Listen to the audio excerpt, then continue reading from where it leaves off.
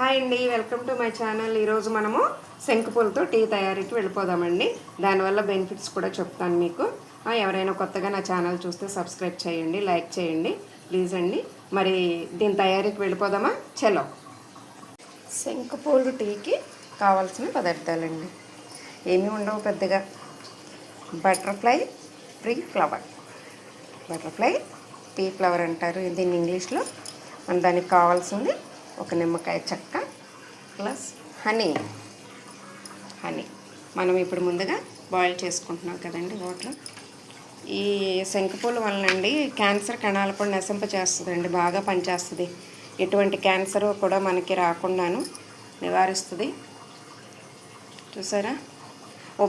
Obesity కూడా ఇప్పుడు చిన్న పెద్ద వయసు తేడా లేకుండా పిల్లలు కూడా ఈ జంక్ ఫుడ్స్ అవి తిని పాపం చిన్న వయసులోనే హెవీగా వెయిట్ ఇదవుతున్నారు కదండి, లావ్ అయిపోతున్నారు.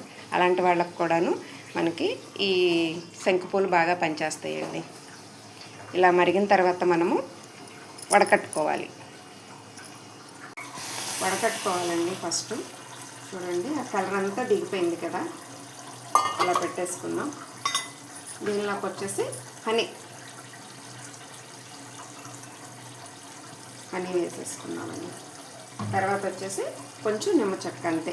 ఉదయం పూట తాగితేనండి మంచిగా వెయిట్ లాస్ కూడా అవుతారండి.